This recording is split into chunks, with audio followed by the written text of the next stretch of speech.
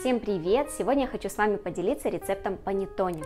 Панеттоне это классический итальянский кулич. Он очень нежный, пористый, сочный, легкий. В нем очень много изюма и цукатов, которые придают более яркий вкус панеттоне, благодаря тому, что они заранее замачиваются в темном роме. При этом на верхушках не привычная белковая глазурь, как мы привыкли, а миндальные лепестки. Но тут вы можете возразить, что в Италии на Пасху не готовят панеттоне. Панеттоне готовят исключительно на Рождество. А на Пасху в Италии готовят коломбо, и вы будете совершенно правы. Действительно, на Пасху в Италии готовят коломбо, но интересный момент в том, что и коломбо, и панеттоне готовятся по одному рецепту, различие лишь во внешнем виде. Например, коломбо выпекается в форме голубки, а панеттоне в форме привычных нам куличей. И так как на нашу Пасху мы привыкли готовить классические куличи, а панеттоне полностью повторяет форму наших куличей, то и готовить мы сегодня будем панеттоне. Сразу предупреждаю вас, что приготовление панеттоне забирает довольно много времени, но если вы затеяли готовить эту выпечку, то я думаю, что вас это не испугает. В целом у нас будет 10 стадий. Это приготовление опары, замес первого теста, брожение, замес второго теста, отлежка, предформовка, формовка, расстойка, выпечка и стабилизация мякиша. Каждый этап мы будем очень подробно обсуждать и наблюдать за тестом. Итак, те ингредиенты, которые нам понадобятся вначале, я подготовила, поэтому можем приступать готовить опару. Но прежде чем мы начнем готовить опару, нам необходимо замочить изюм и цукаты в роме. Как я сказала ранее, изюма и цукатов в панеттоне довольно много, и понадобятся они нам на финальной стадии замеса второго теста, то есть в самом конце. Поэтому, пока мы дойдем до этого момента, они у нас хорошенько пропитаются. В тарелке у меня 80 грамм светлого изюма, 80 грамм темного, 150 грамм цукатов, и все это я заливаю темным ромом. Лучше брать именно темный ром, а не светлый, у него более яркий аромат. И при этом также вы можете взять, кстати, бренди. Все, изюм мы оставляем от 2 часов и хоть на 2 суток. Он должен хорошенечко пропитаться. Все, это я отставляю в сторону и начинаем готовить опару. Для опары нам понадобится мука, дрожжи и вода. Всю граммовку я, как всегда, указываю в описании под видео. Начинаем готовить. Объединяем все ингредиенты. Дрожжи можно смешать с мукой, а можно сначала растворить в воде. Перемешиваем ложкой, затем рукой.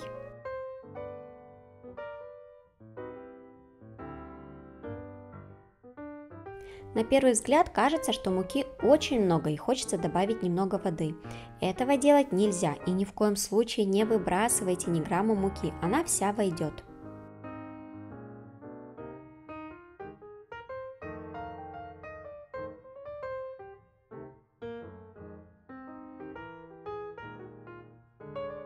Оставляем опару на 10 минут под тарелкой, и спустя 10 минут мука полностью увлажнилась и тесто стало послушным.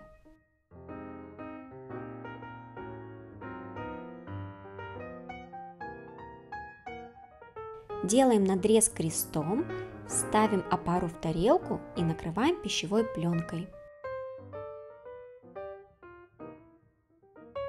Все, опара готова, нам ее нужно оставить на часов 10 при температуре 22-23 градуса на часов 8-10.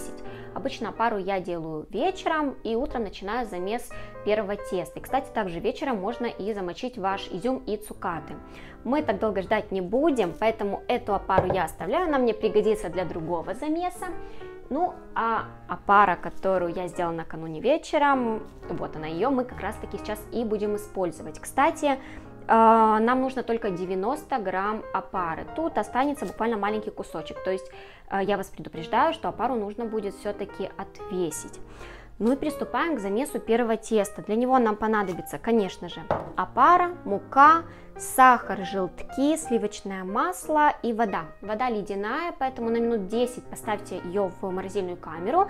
И сливочное масло, оно нам понадобится в самом конце замеса первого теста, поэтому я его пока убираю в холодильник.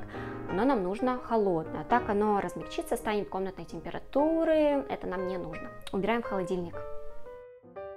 Опара хорошо забродила, очень пористая, дрожжи хорошо сработали.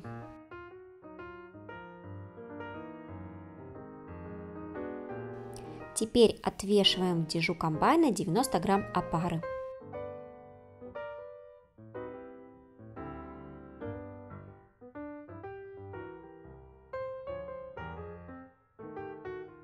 И остается вот такой небольшой кусочек. Сюда же выливаем холодную воду и муку.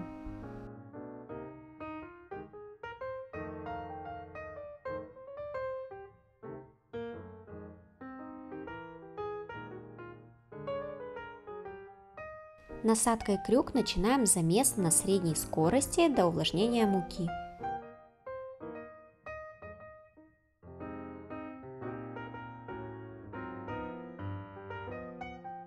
Можете немного помочь себе рукой, пока кусочки теста не подсохли, если ваш комбайн, так как и мой, оставляет непромешанные частички.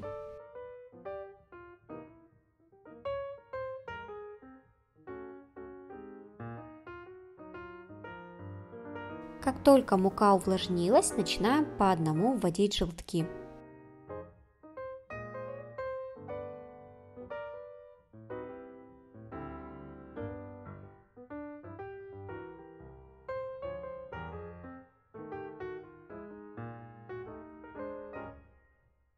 Когда тесто начало разжижаться, добавляем второй желток.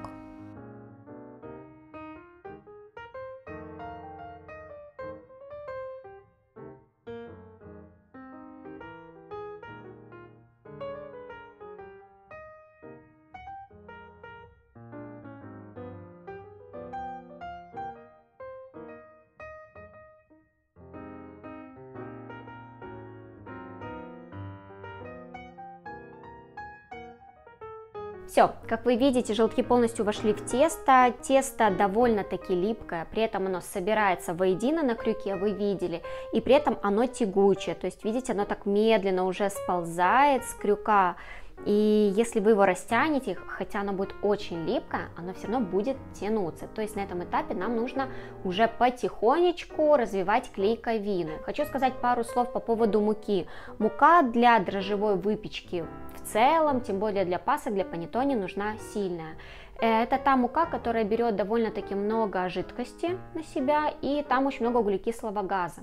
За счет этого тесто хорошо разрыхляется, оно насыщается кислородом потом во время замеса, поэтому я вам рекомендую использовать именно сильную муку, примерно 14 грамм белка на 100 грамм муки в такой муке. Все, сейчас мы будем добавлять сахар. Сахар мы добавляем по частям. Всего у нас здесь 70 грамм сахара, мы добавляем по столовой ложке, максимум полторы максимум, потому что сахар очень сильно разжижает тесто. И на этом этапе мы также продолжаем развивать клейковину. И после этого мы с вами уже и проверим глютеновое окно. Позже о нем поговорим. Все, начинаем вводить сахар. Вводим порцию сахара, и как только она вошла в тесто, добавляем вторую порцию. И так до полного растворения сахара. Наблюдайте за тестом.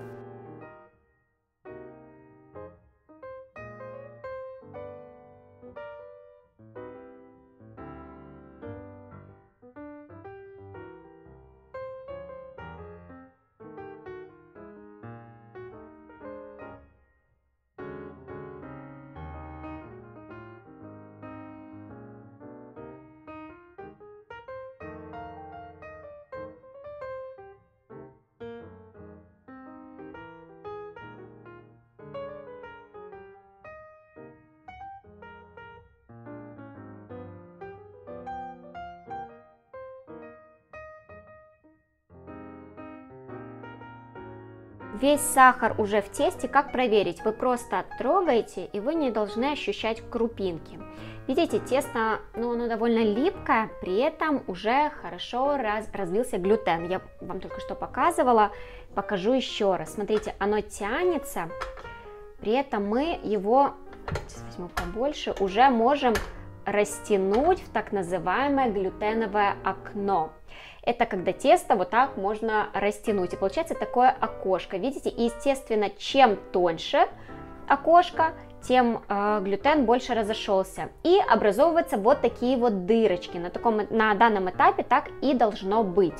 Дырочки у нас с рваными концами, все хорошо, это правильно. В конце замеса у нас уже дырочки не должны образовываться. Еще один очень важный момент: во время вашего замеса тесто не должно перегреваться выше 24 градусов. Но, честно признать, что у меня оно перегревается буквально на пару градусов. И, в принципе, это происходит всегда, когда вы делаете не ручной замес, а именно машинный.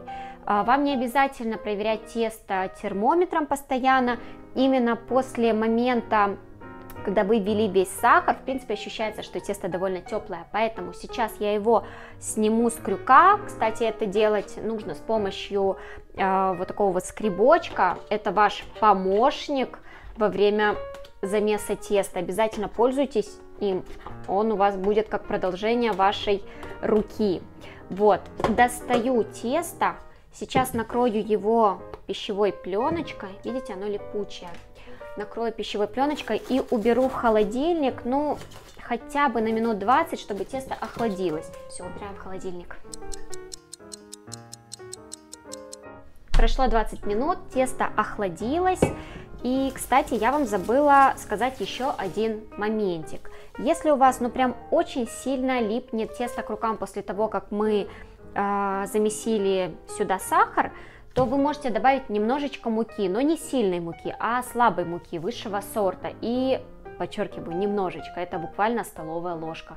Я понимаю, что мы можем сюда положить намного больше муки, у нас будет один такой шар, не липнет к рукам, но технология уже поменялась, процессы нарушились, будут попадаться комочки муки, опять нужно, чтобы расходился глютен, это уже какой-то другой рецепт, поэтому не забиваем тесто мукой. Крюк я тоже смыла, потому что для того, чтобы вот эти кусочки теста, которые присушились, чтобы они не попадали в тесто. И достаем сливочное масло из холодильника. Сливочное масло тоже есть. Теперь начинаем потихоньку его вводить в тесто. Вводим порцию масла. Как только она войдет в тесто, вводим следующую.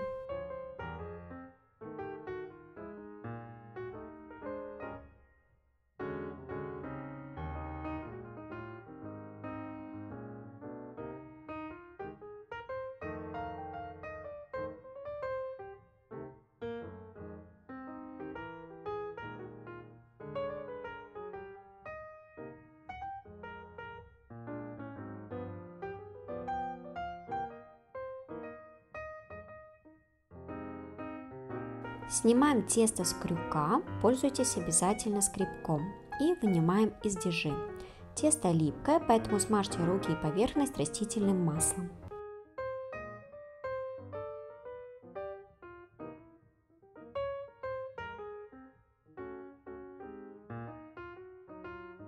И отбиваем тесто, ударяем его о стол, растягиваем и складываем пополам. Затем поворачиваем против часовой стрелки на 90 градусов и делаем то же самое.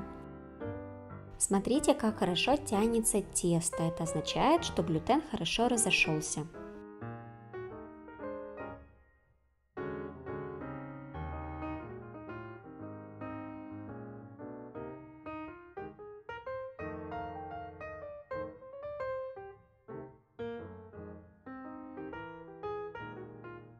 После небольшой отбивки тесто становится гораздо послушнее и не такое липкое.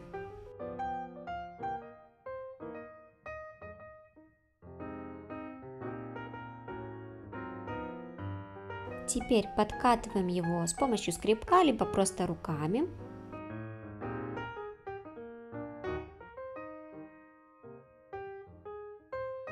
И смотрите, сверху уже очень много пузырьков.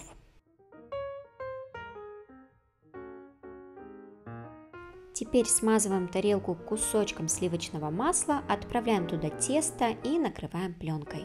Тесто готово, как вы видели, оно довольно-таки липкое, так и должно быть. Просто смазывайте поверхность маслом, я смазала растительным, и тогда у вас тесто так прилипать не будет. Плюс обязательно пользуйтесь скребком. Просто берите скребочек, скребочком его подворачивайте, и все, тесто не липнет. Теперь у нас начинается стадия брожения. И еще пару слов скажу. Вы видели, что я тесто отбивала, то есть когда я его кидала на стол, подворачивала, это называется метод замеса отбивкой. Вот, в принципе, таким способом вы можете делать и ручной замес. И когда мы так его пару раз подбивали, тесто уже становится не таким липким. Так вот, начинается стадия у нас брожения. Брожение длится 3-3,5 часа, то есть довольно-таки длительная. Температура примерно 24-26 градусов. Что я делаю? Я буквально на пару градусов нагрею духовку. Но у меня минимальная температура в духовке 50 градусов, поэтому я ставлю на 50 и буквально 10-13 секунд, и все, в духовке уже теплее, по крайней мере, чем в комнате. Приступаем к стадии брожения, встретимся через 3-3,5 часа. Вот, посмотрите, как оно поднялось. Красивое воздушное тесто. Есть. Ну и мы, в принципе, можем приступать к замесу второго теста. Для второго теста нам понадобится, естественно, первое тесто, желтки, сливочное масло, мука, сахар, мед и соль. Сливочное масло тоже сразу вам настаиваю поставить в холодильник, для того, чтобы оно было охлажденное. И приступаем к замесу второго теста.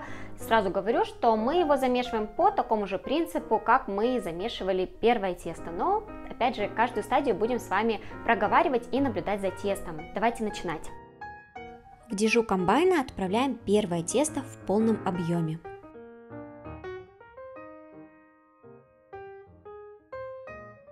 Сюда же муку и мед.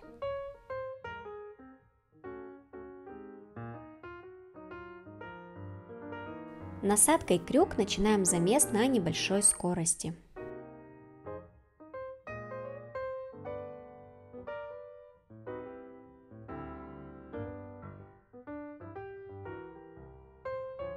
Как только вся мука увлажнилась, начинаем по одному вводить желтки.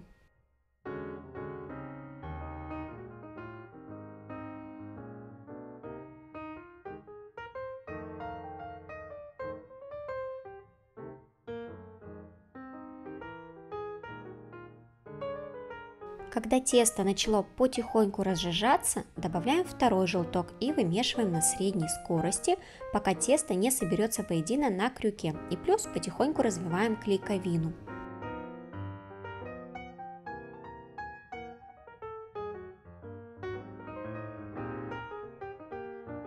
Как только собралось, видим, что тесто липкое, но при этом уже хорошо тянется.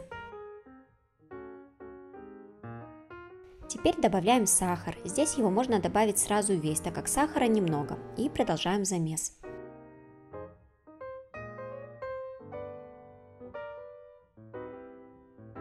Проверяем. Крупинки сахара не должны ощущаться. Клейковина хорошо разошлась и образовывается глютеновое окно.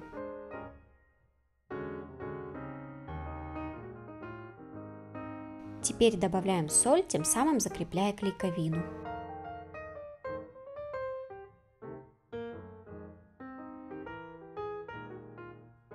Клейковина хорошо разошлась, тесто по-прежнему липкое, ну не такое прям супер липкое и очень сильно развитое. Вот, смотрите, глютеновое окно у нас все тоньше и тоньше. Видите? Ну, конечно же рвется еще, так и должно быть. Так, скребочком я все убираю. И смотрите, снова мы вмесили сахар, с солью мы клейковину нашу закрепили, скажем так, и убираю в холодильник на минут 15-20. Оно как раз немножечко отдохнет и температура понизится буквально на пару градусов. И давайте вспомним о том, что у нас есть замоченный изюм и цукаты. До сих пор они замочены в роме.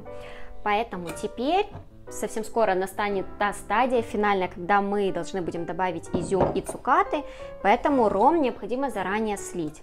Я сливаю так прям на сито, немножечко перемешаю для того, чтобы ром лишний стек. Все, прошло 2 минутки, весь ром стек, поэтому теперь нам необходимо просушить наш изюм. Это делать обязательно. Если вы прямо так отправите изюм в ваше тесто, то в тесте будет очень много лишней влаги, поэтому его необходимо просушить после заспиртовки. Я выкладываю здесь бумажное полотенце, и на бумажное полотенце выкладываю изюм и сухофрукты, цукаты. Все, весь изюм мы подсушим сейчас. Что же делать с ромом? Ну, конечно же, в принципе, его можно вылить, но, честно говоря, ром, особенно темный, это дорогое удовольствие, поэтому я его оставлю на следующий раз и частично добавлю в свежий ром, которым снова буду заспиртовывать цукаты и изюм. Советую вам делать так же. И теперь промакиваем изюм и цукаты.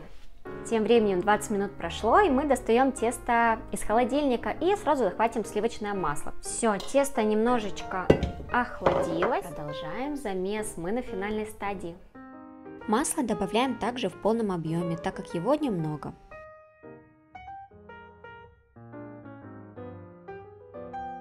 И ждем, пока оно полностью растворится в тесте.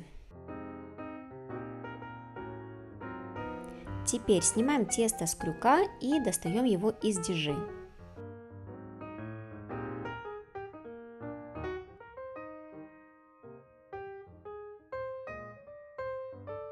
Как видите, тесто достаточно липкое. И начинаем отбивать тесто. Ударяем его о стол, растягиваем и складываем пополам. Затем поворачиваем против часовой стрелки на 90 градусов и делаем то же самое. Немного поотбивав тесто, оно становится более послушным и на нем уже образовываются пузырьки.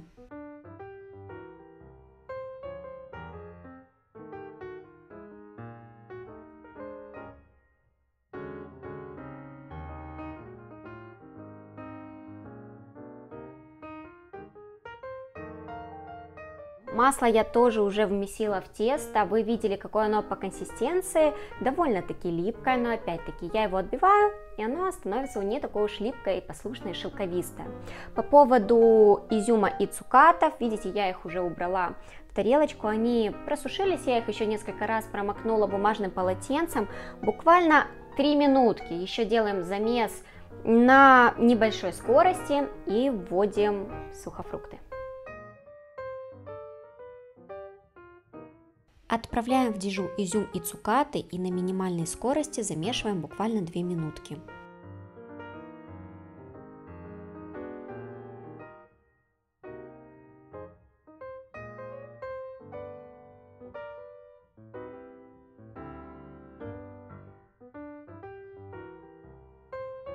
Теперь достаем тесто.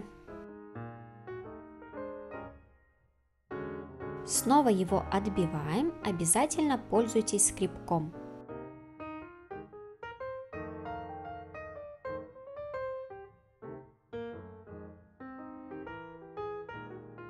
И подкатываем. Тесто наше готово, его нужно оставить вот в таком виде, не накрывая ничем, на 10 минут. Оно должно отдохнуть, отлежаться, немножко заветриться. Ну и спустя 10 минут мы будем его делить на части и делать предформовку. Начинаем делить и отвешивать тесто. Рекомендую смазать руки растительным маслом. Я буду выпекать панеттоне в формочках диаметром 11 сантиметров. В такую форму я кладу закладку весом примерно 305 грамм. Как-то я положила 320 грамм, и этого оказалось очень много. Оптимально от 305 до 315 грамм. Все зависит от ваших дрожжей и муки.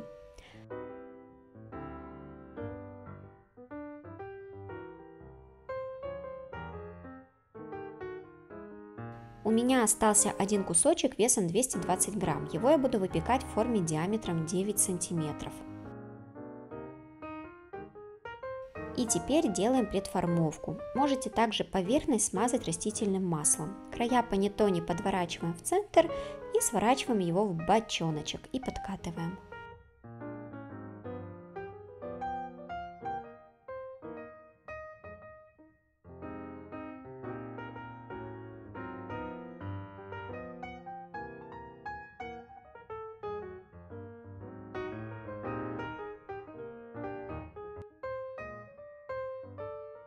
Все, я разделила тесто, у нас кусочки теста лежат на предформовке, поэтому кусочки по 300 грамм я буду печь в таких вот формочках побольше, ну и формочка поменьше для панеттоне, который весит 220 грамм.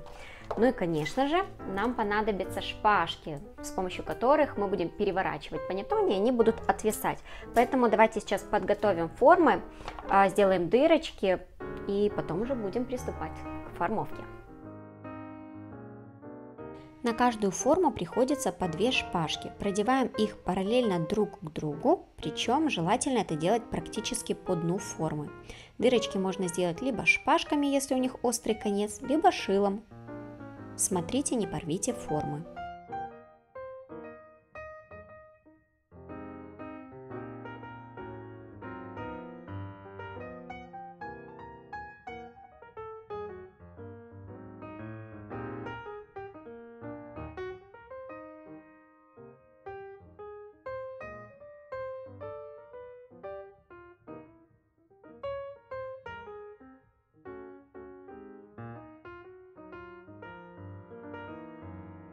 Все формочки готовы, 3 больших, одна маленькая, ну, такая маленькая, средняя. Все, 10 минут прошло, формочки убираем в сторону и теперь приступаем к формовке. Формовку делаем точно так же, как делали предформовку. Сначала смазываем руки и поверхность растительным маслом, выбиваем из теста все пузыри, концы подворачиваем в центр и заворачиваем в бочонок.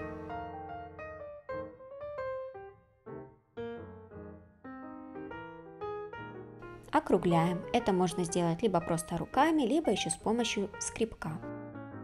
При округлении старайтесь сделать максимальное натяжение теста, но не порвите его. Внизу слегка защипываем и кладем в форму так, чтобы наш защип был ровно по центру. В целом формы заполняются на 1/3. Кстати, по поводу закладки есть специальные формулы, по которым можно рассчитать количество грамм вашей закладки, но они не всегда точные, а приблизительные.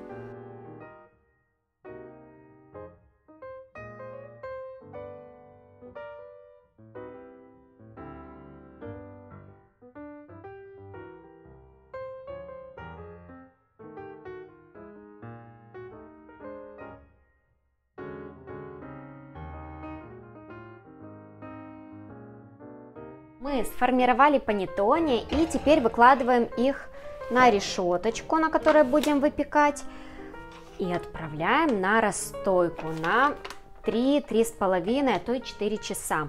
Прежде чем я отправлю их в тепло растаиваться, я накрою панеттоне пленкой. Обязательно делайте то же самое, иначе они заветрятся. Все, убираем. Все, прошло уже практически 3,5 часа, панеттоне еще растаиваются, но мы в это время приготовим макаронаж, которым будем покрывать панеттоне. И для него нам понадобятся белки, сахар, кукурузный крахмал, миндальная мука, и также дополнительно понадобится еще немного сахарной пудры и миндальные лепестки. Давайте готовить макаронаж. В тарелку отправляем белки, кукурузный крахмал, сахар и миндальную муку. Перемешиваем венчиком.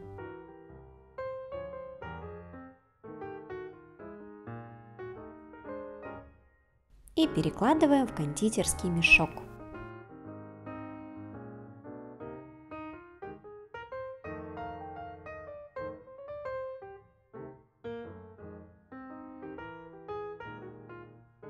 Макаронаж приготовили, прошло ровно 3,5 часа, поэтому мы уже можем достать панеттоне. Наши панеттоне расстоялись, они увеличились вдвое. Как проверить, что панеттоне расстоялись? Вы можете на них нажать, и ваша ямка должна медленно возвращаться в прежнее положение, она не должна проваливаться. Если она проваливается, значит они еще не расстоялись. Мои расстоялись. Теперь покрываем макаронажем, присыпаем миндальными лепестками, присыпаем сахарной пудрой и отправляем в духовку. Начинаем. Отрезаем кончик в кондитерском мешке и, начиная от центра, по спирали разливаем макаронаж.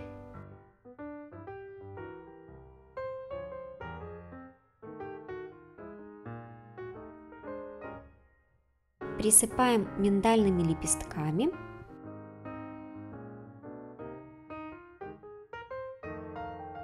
И сахарной пудрой.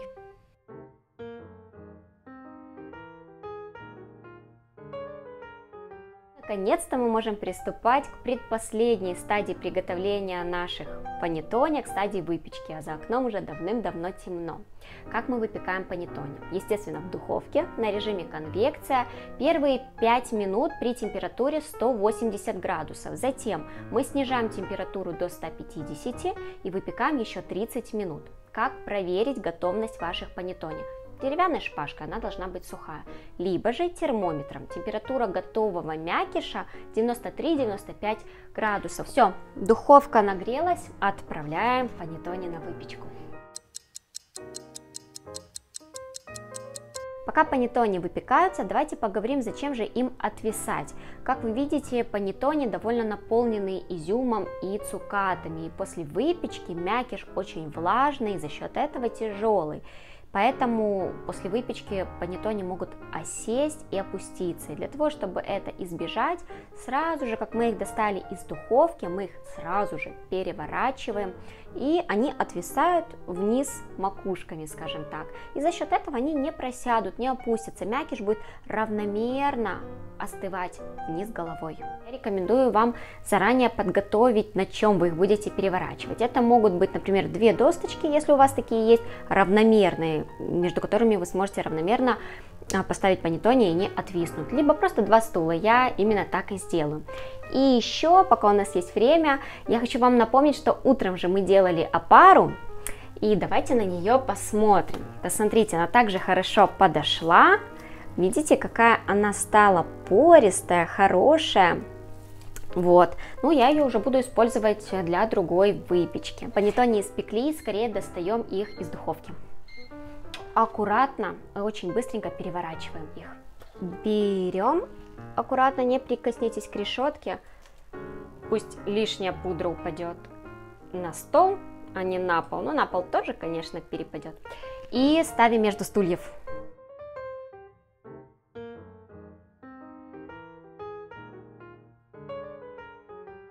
Панеттоне на последней, 10-й стадии своего приготовления, на стадии стабилизации мякиша. И как вы видите, рецепт требует вашего внимания и концентрации, поэтому я рекомендую очень хорошо ознакомиться с рецептом, прежде чем выпекать панеттоне. А еще лучше потренироваться их приготовить заранее перед Пасхой, потому что с первого раза может не получиться, и это нормально, ну и тем более вам нужно почувствовать тесто. В целом готовые панеттоне хранятся около недели, абсолютно не теряя своих свойств, и хранить их лучше вот в таком вот контейнере с закрытой крышкой. Если вы решили все-таки потренироваться и испечь панеттоне очень заранее, и у вас с первого раза все получилось, но панеттоне вы еще есть не планируете, хотите их приберечь до Пасхи, то вы можете их заморозить. Каким образом? После того, как панеттоне отвисли, соответственно, они полностью остыли, вы снимаете шпажки, оборачиваете их в пищевую пленку, кладете в полиэтиленовый пакет, в вашей морозильной камере делаете минимальную температуру, у меня это минус 30 градусов, и отправляете туда панеттоне. У нас должен быть эффект шоковой заморозки. В морозильной камере панеттоне хранятся до 2 месяцев, абсолютно не теряя своих свойств. Когда они вам понадобятся на праздник, вы можете накануне достать их из морозильной камеры, снять сначала пакет, потом пленку и размораживать при комнатной температуре. Обязательно снимите пленку и пакет, иначе будет скапливаться конденсат и ваш мякиш просто размякнет. В холодильнике нам размораживать не нужно, потому что мы не нуждаемся в такой деликатной разморозке, как это требуется, например, в мясе. Просто при комнатной температуре оставляем, и панеттоне прекрасно разморозится. Пару недель назад я делала замес, заморозила панеттоне, поэтому сейчас я его достану, и как раз наши новенькие панеттоне будут отвисать 12 часов, а тот панеттоне, который я заморозила еще 2 недели назад, будет размораживаться. И завтра мы сравним, завтра утром сравним новый панеттоне, свеженький, и тот, который я разморозила. И посмотрим, поменялось что-то или нет. Вот мой замороженный панеттоне. Снимаем пакетик и пленочку. Такой он тверденький. Ну и я его сейчас поставлю на тарелочку, и вот так вот при комнатной температуре он у меня будет размораживаться. Все, встретимся через 12 часов. Ну что, прошло уже 12 часов, панеттоне хорошенько отвисли, мякиш стабилизировался, давайте их переворачивать. Ну и, конечно же, разморозился тот панеттоне, который я вчера поставила на разморозку. Вот он готов, мягенький, ничем не отличается от этих, можно немножечко присыпать пудрой, и вообще даже не скажешь, что он был заморожен. Все, сейчас все разрежем, посмотрим и сравним. Вынимаем шпажки, предупреждаю, что они вынимаются достаточно туго.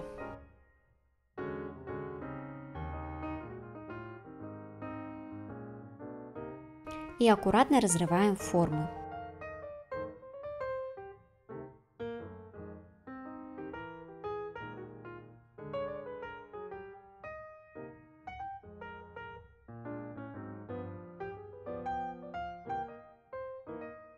Теперь давайте разрежем свежий панеттоне.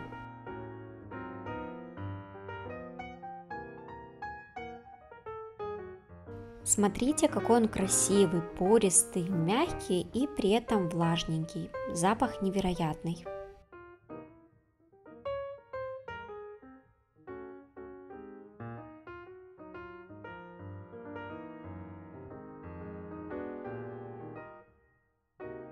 И теперь разрежем размороженный панеттоне.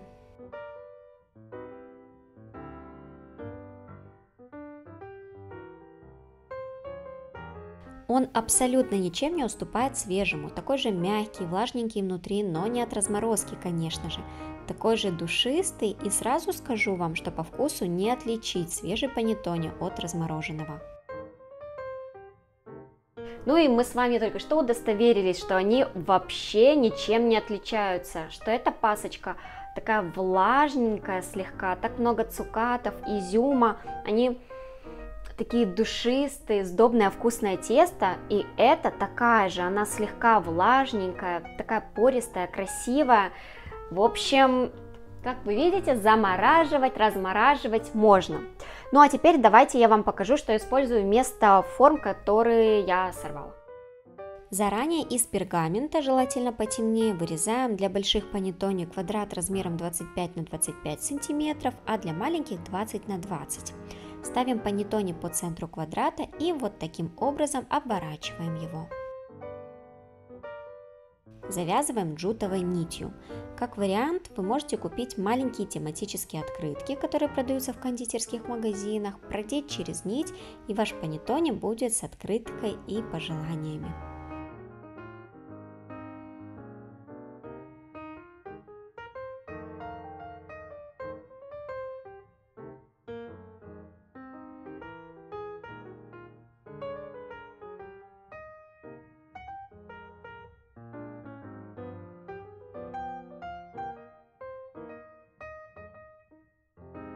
Ну все, наконец-то наши панеттоне полностью готовы, я их приберегу к Пасхе. Очень надеюсь, что вы попробуете приготовить панеттоне именно по этому рецепту. Да, не просто, но вы попробуйте приготовить, вы почувствуете тесто, и я уверена, что если не с первого, то со второго раза у вас точно все получится. Подписывайтесь на мой канал, обязательно ставьте лайки, пишите комментарии, задавайте ваши вопросы, делитесь впечатлениями, и до скорых встреч в новых видео.